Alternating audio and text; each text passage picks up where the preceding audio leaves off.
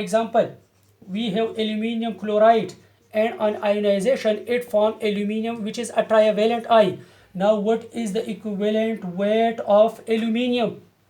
So क्या होगा इसका 27 डिवाइड बाई क्या होगा 3 होगा. It is actually 27 is actually what the equivalent weight of the molar mass of aluminium or atomic mass of aluminium. So divide by 3. It is actually so what 9 gram of aluminium. 9 gram is what the equivalent weight of aluminium.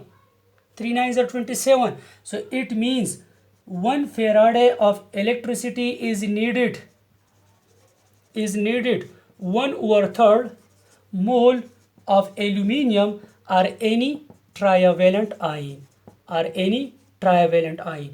और 1/3 aluminium का कितना होगा 9 ग्राम होगा 1/3 mole of what? So it means 1 Faraday will deposit 1 mole of monovalent ion, 1 Faraday will deposit half mole of divalent ion, and 1 Faraday will deposit 1/3 mole of what? Trivalent ion. Now for example, let's discuss an important point. For example, dash Faraday of electricity is needed. ये बहुत ही detail topic है लेकिन मैंने कोशिश की कि 5-6 minute में ये थोड़ा सा आप लोगों को एक्सप्लेन हो जाए with the help of MCQs. तो आप बुक में पढ़ ले फिर वीडियो को आप देखेंगे तो इंशाल्लाह इजीली समझ जाएंगे. Dash Faraday of electricity is needed to deposit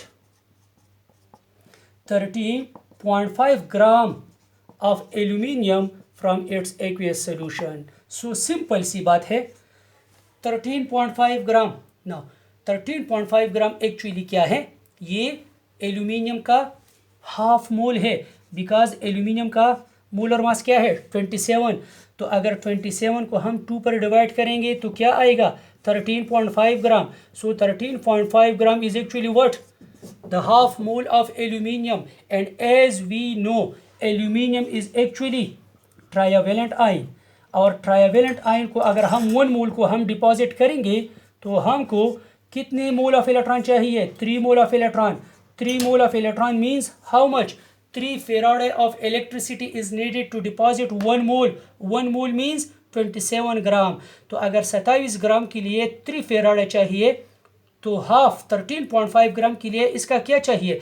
अगर 27 को हाफ कर दे तो 13.5 आएगा. तो 3 का हाफ क्या होगा obviously 1.5 Faraday is needed to deposit 13.5 gram of aluminium or half mole of what aluminium. तो सिंपल अगर हमको ये पता है what is the equivalent weight of aluminium, what is the charge on aluminium, because aluminium 1 mole को deposition करने के लिए कितने मोल इलेक्ट्रॉन चाहिए 3 मोल. 1 Faraday में तो 1 मोल ऑफ इलेक्ट्रॉन है.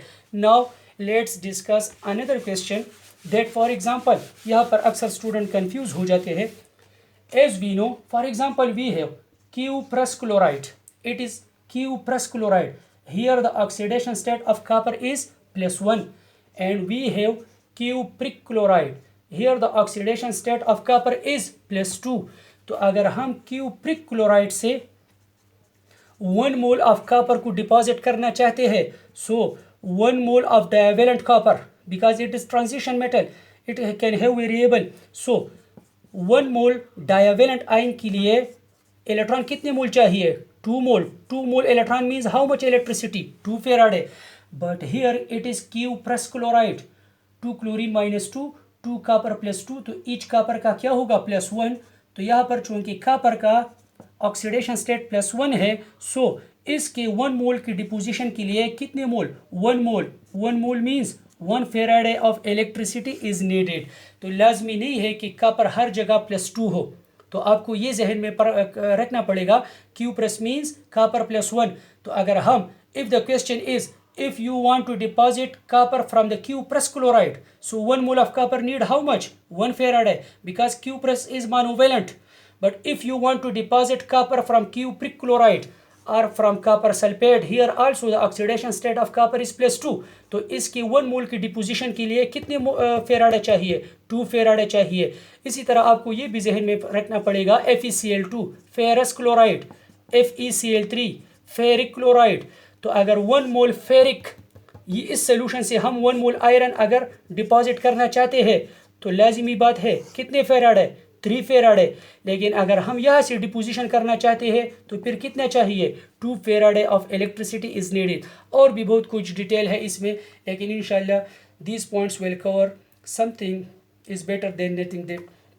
सो अगर आप वीडियो डिटेल से देख ली, मैंने बहुत सारे MCQs आज चैप्टर नंबर 12 से अपलोड किए हैं, तो आप हर एक चैप्टर के MCQs भी सॉल्व करने की कोशिश करें और ये वीडियोस भी देख लें, तो इंशाल्लाह कुछ ना कुछ हेल्प आपकी हो जाएगी।